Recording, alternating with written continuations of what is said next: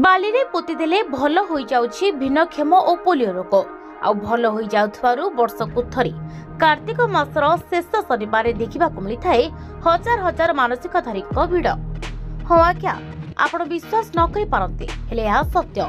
Polio बा भिन्नक्षम रोग भल करने मेडिकल उपरे भरोसा न करी ए स्थान को कार्तिक मासर शेष शनिवार पिला छुआ धरी धाई आसी थांती अनेक बापा माँ।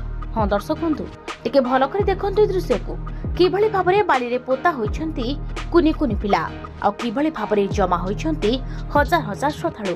तेबे ए हेउछि कोणार्क सूर्य मंदिर सम्मुख रे थिबा नवग्रह पीठ जो पीठ रे काहे केउ अमळरु पूजा पाई आसुछंती नवग्रह मूर्ति आउ से नवग्रह पीठ सम्मुख रे रहिछि बाली जो बाली को कुआ जाय थाए नवग्रह बाली।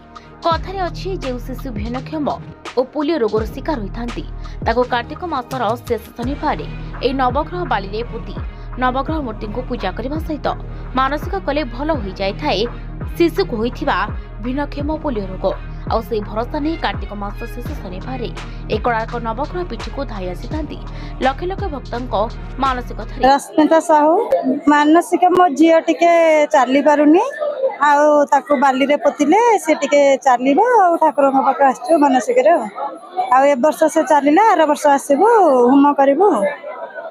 ठाकुर बहुत विख्यात ठाकुर मानसिक आम मानसिक ठाकुर बहुत पूरण करुछंती विश्वास आमर रही।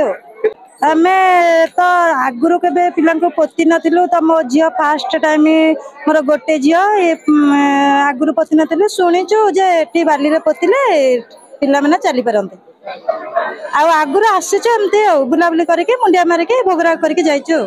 खाली से नुहे मानसिक परि रोग भल हो जाइथबारु ए कार्तिक मासर शेष शनिवार मानसिक पूरण करने धाई आसी हजार हजार मानसिकधारी जो वर्षको थरे कार्तिक मासर शेष शनिवार ए नवग्रह पीठ देखा मिलता है हजार हजार श्रद्धालु। चली पाने तो चलने ठाकुर आनिक ठाकुर आसले पिला भल आनिक केबेठारू आम माने केते माने ये जुगरु माने इठेंगे पिला जो पिला न चली पारंती इठेंगे आनिके आसले ठाकुर पाखे इठे पोती देले बाली रे गात खोली की पिला चलंती चली पारंती। सोनप्रभा साहू काकटपुर नवग्रह रे आम मानसिक थाई आम मानसिक पूर्ण होला पर होम करी नवग्रह दर्शन करी आम घर फेरू आम मानु ठाकुर को इतले आम आसु आज्ञा आमर जेकोसी मानसिक हेले मानसिक करथाउ सेतिमै आसो। गोपुरु सतोष दास की रिपोर्ट सूचना मीडिया।